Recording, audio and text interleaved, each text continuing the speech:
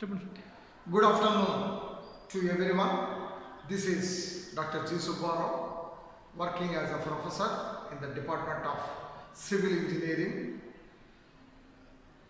In today's session, I am going to speak about sedimentary rocks, its properties, origin and engineering uses, etc. are to be discussed in today's session.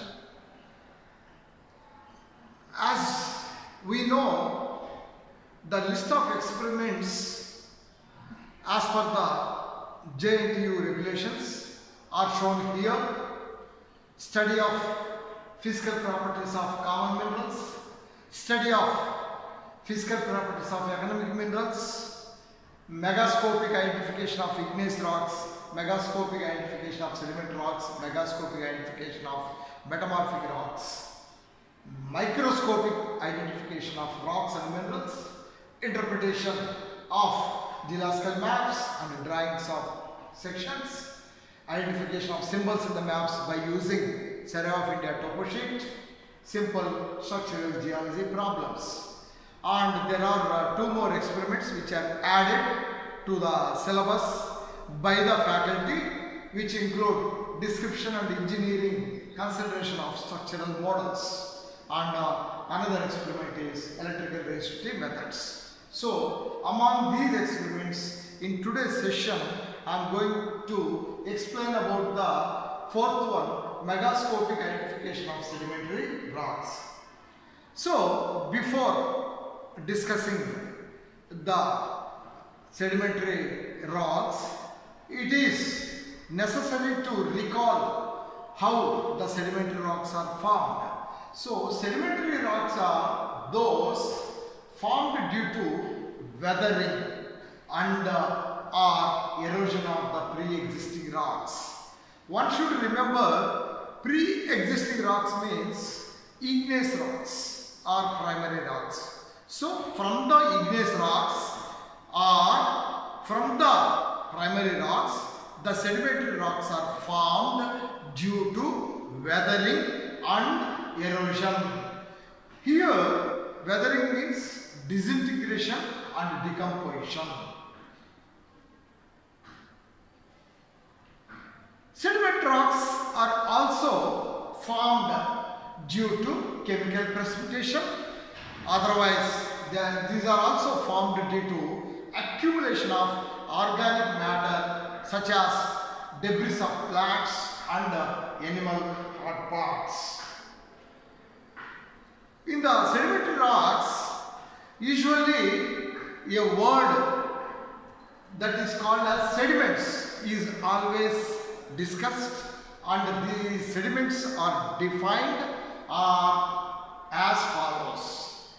The solid fragments, that means rock fragments which are in solid states that come from weathering of the rocks and are carried out to the longer places as per the environmental conditions and deposited by means of wind, river or water or glaciers or streams, etc.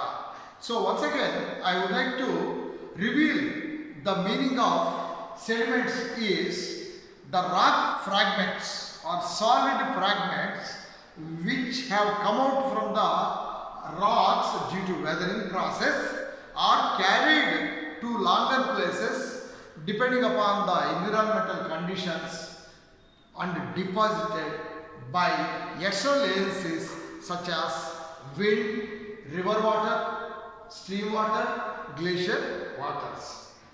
These sediments are sized as boulders, cobbles, pebbles, gravel, fine sand, coarse sand, silt and clay. The size varies from one sediment to another sediment. For example, for boulders, if you see 256 mm, above 256 mm is called as boulder, whereas 64 to 256 mm sediments are called as cobbles. 8 to 64 mm sediments are called as pebbles. 2 to 8 mm sediments are called as gravel. Similarly, 1 to 2 mm sediments are called as fine sand, and 0.1 to 0.25 sediments are called as coarse sand, whereas 0.01 to 0.1 mm sediments are called as silt, and clay is less than 0.01 mm. So these are the sizes of the various sediments. And material or fragments which settle in the bottom of the river or a stream is also called as sediments. In the earth crust, shales are abundant, followed by sandstone and limestone, which occupy nearly 4% is shales, 0.7% is sandstone, and 0.5% is limestone. So altogether 5% of the sedimentary rocks are occupied in the earth crust. Apart from shale, sandstone, limestone, there are some sedimentary deposits called as laterites, conglomerates, breccias, iron ores, coal seams. Though they are insignificant in quantity, that is 0.01%, they also play a vital role. Coming to the experiment 4, megascopic identification of sedimentary rocks, we are going to discuss about laterites, conglomerate, sandstone, shales, limestones, breccia, dolomite in this session as per the table. So we are going to speak about the color, texture. In the texture, grain size, sorting, cementing material and mineral composition, origin, name of the rock, engineering properties and uses, if necessary, varieties. So all these rocks are going to be discussed in this session. Color. It was already explained that color, when we see the specimen under reflected light, the body of the color of the rock, or how we feel the color of the rock under reflected light, is called as color. It is mentioned as leucocratic, that means pale color, mesocratic, intermediate or medium in color, mellocratic, dark in color. So the picture shows the difference among mellocratic, mesocratic and leucocratic. Coming to the texture, in which grain size or sizes of sediments. Boulders already shown more than 200 mm.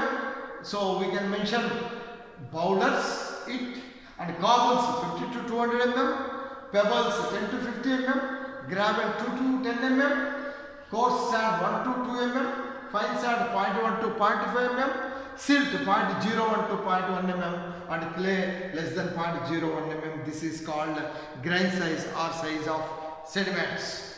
And in the texture, sorting is the criteria. Sorting is a term which is usually applied to the sediments or to sedimentary rocks and describes the degree of uniformity of the grain sizes, how the grains are uniformly settled. So the degree of sorting depends upon how much transportation has taken place during the transportation period. If you see the picture, these are rounded sediments poorly sorted, and these are rounded sediments which are sorted, well sorted. There is a systematic pattern, well sorted. And angular sediments are angular, I mean they are not having good shape, and these are, I mean, well sorted, whereas here these are poorly sorted. See, there is a big grain, there is a small grain. There is a big grain, there is a small sediment. That means though they are angular sediments, they are poorly sorted, whereas angular grains are sorted here, I mean well. The next picture also shows how the grains or sediments are sorted, well sorted, poorly sorted, unsorted and graded. Similarly, the same picture in a different way. Coming to the texture in which the cementing material. Always sedimentary rocks are, having the cementing material. So, the cementing material it may be siliceous or ferruginous or calcareous or argillaceous. If we see, for example, in case of sandstone, the cementing material, if we say siliceous, that means cementing material is totally silica. That means when we speak about siliceous sandstone means the cementing material is silica. In case of sandstone, ferruginous means the cementing material is always a mixture of oxides and hydroxides of iron. If we say calcareous sandstone means the cementing material is calcium carbonate. If we speak that the sandstone is argillaceous, that means the cementing material is clay. So clay is related to argillaceous, calcium carbonate is related to calcareous, oxides and hydroxides of iron is related to ferruginous, and silica is related to siliceous. Coming to the origin point of view, the sedimentary rocks are classified into mainly three types based on their origin. One is rudiceous rocks, the other one is arenaceous rocks, and the third one is argillaceous rocks. So, a group of sedimentary rocks in which the particles range in size from 2 mm onwards. So, if the sediments are 2 mm upwards or onwards, then they are termed as rudiceous rocks. If the sediment rocks in which the sediments range from 1/16 mm to 2 mm, then they are called as arenaceous rocks. So, argillaceous rocks in which the particles range in size from 0.004 mm to 0.0006 mm. So, based on the size of the sediments or particles, the sediment rocks are arginated in such a way: rudiceous, arenaceous, argillaceous. If we see the specimen laterite, which is designated as 1S, that means sedimentary number 1. This is a laterite. This is melanocratic, and we can write the color also as a reddish white or reddish brown. So, as per the specimen we can mention, otherwise simply we can show it as melanocratic, and the sediments and the particles are coarse grained. That's why it is mentioned coarse grained, and grain sorting is compact, and cementing material may be here siliceous, ferruginous, calcareous. That means might be having silica, iron oxides and calcium. And the mineral composition, the laterite consists of aluminum bearing silicates. That means especially gibbsite, flint, quartz, iron oxides. These are the minerals which are present in the laterite. So, coming to origin point of laterite, rudiceous origin. Laterite is rich in iron and aluminium and is commonly considered to have formed in hot and wet tropical areas. Laterites are of rusty red coloration because of iron oxide content. They develop by intensive and prolonged weathering of the underlying parent rock. Coming to engineering properties and use of laterite. This laterite can be used as road metal. Laterite bricks can be used for construction of buildings. Economically, laterite is an important aluminum bearing ore. The next specimen is conglomerate. So, conglomerate is shown with the S2 specimen or 2S. So, melanocratic in color, that means very dark in color, and coarse grained because there are sediments. Pebbles are big in size, more than 200 mm size. Sorting is poorly sorted because there are so many gaps which is filled up with some secondary mineral, and cementing material might be siliceous material, that means related to quartz. Coming to the mineral composition of conglomerate, it contains fragments of any rock material or weathering product that is washed towards downstream side. The rounded fragments or clasts of conglomerate can be mineral particles such as quartz, or they can be sedimentary or metamorphic or igneous rock fragments. The matrix that binds the large class together can be a mixture of sand, mud and chemical cement. So the cementing material might be a mixture of sand, mud and chemical element, and the pebbles or the particles may be quartz or the rock fragments which are belonging to sedimentary and metamorphic igneous rock orisins. And origin point of view, conglomerate is a ruderaceous sedimentary rock. So conglomerate can be used as a building stone, as a road metal. However, conglomerate is undesirable, especially for major civil engineering structures, because heavy seepage takes place when conglomerate is occupied in the foundation part. Hence, failure may take place. So the site is undesirable, especially for the construction of dams and reservoirs, where the foundation is occupied with conglomerates. So it can be also used as a decoration of walls and doors. It is hard, so that can be used aggregate. When it is soft, that cannot be used. Coming to the next rock is sandstone.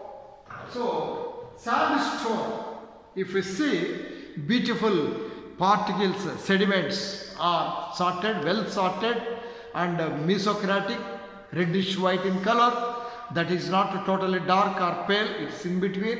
And the cementing material is siliceous, that means totally the quartz grains are there, and also cementing material is totally siliceous. And usually this sandstone consists of quartz, that means sand grains, mica, might be muscovite or biotite, olivine, pyroxene and corundum. And origin, clastic sedimentary rock sandstone is found in sedimentary basins. This is designated as 3s/2 coarse grain. Sandstone, popular building material from ancient times. It has been widely used around the world in constructing temples, homes, statues and other buildings.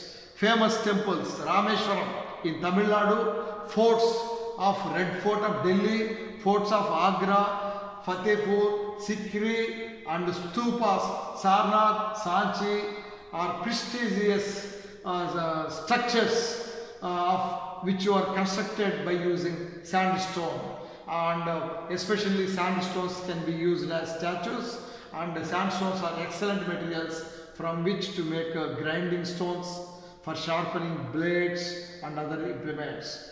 And there are varieties even in the sandstones, arenite, arkose, graveite. These are the examples for varieties in sandstone. And coming to the next rock is shale. So shale is designated as S4 or 4S, and mellocratic, that means dark greenish yellow in color.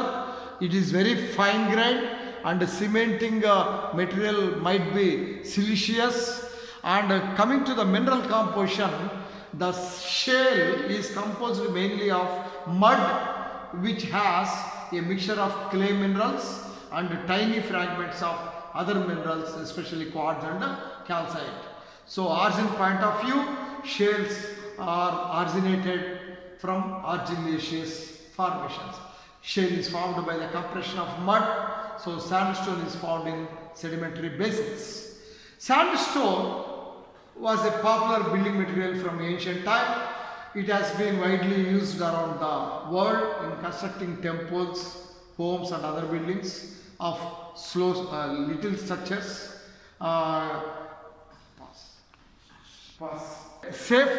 Soft rock, and this cannot be used as a multi-purpose buildings, but can be used for small buildings, small structures, and it cannot be used as a road metal, So for civil engineering point of view, shale is undesirable. So varieties in the shales are mudstone, siltstone, etc. The next rock is limestone. Limestone, green in color, that is leucocratic, pale green color, fine grained rock, compact nature, and cementing material might be carbonaceous material. And this limestone rock consists of mainly calcite and small amounts of quartz, feldspars, clay minerals might have present, and pyrite, siderite may also present, and it can also contain nodules of chert.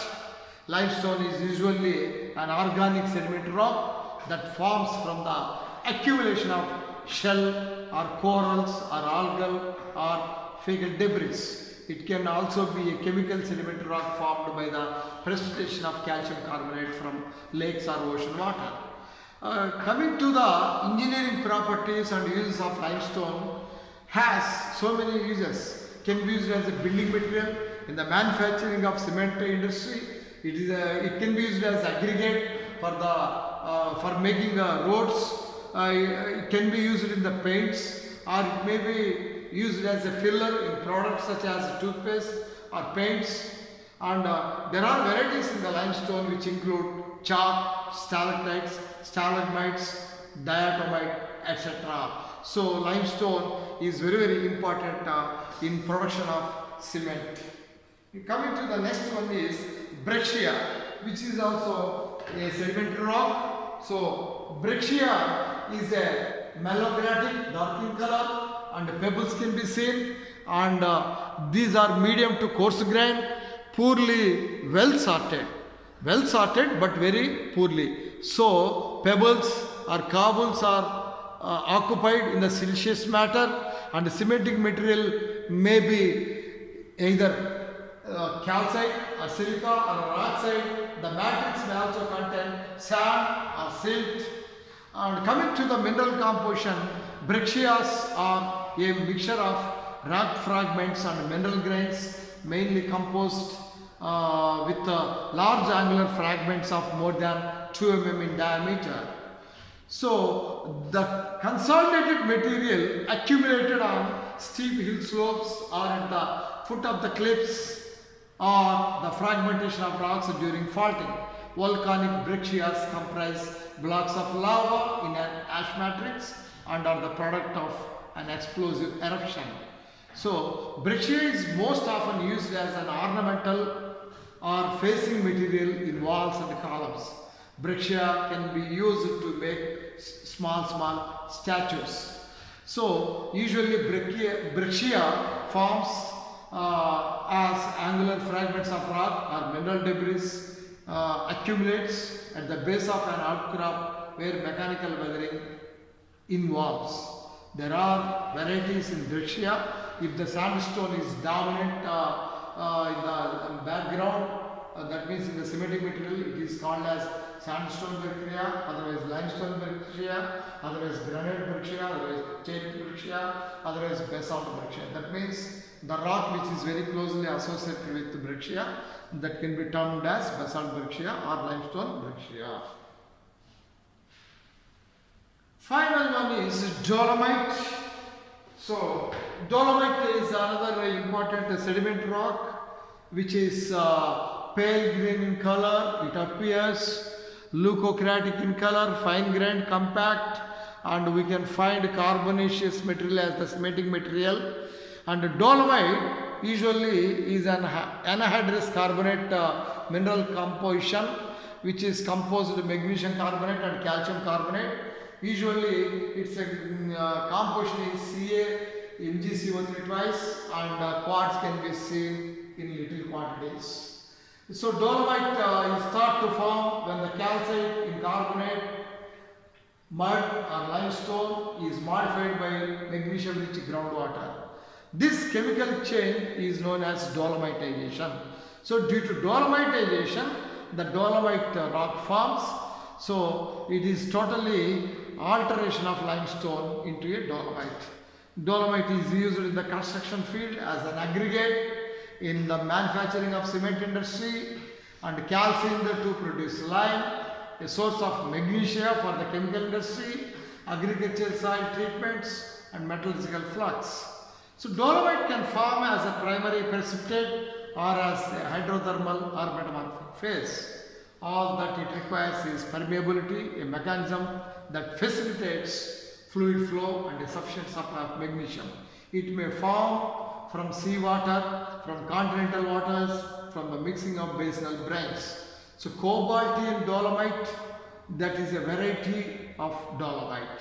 So with this, the sedimentary rocks are explained, and this is the table which is to be followed by everyone to complete the record.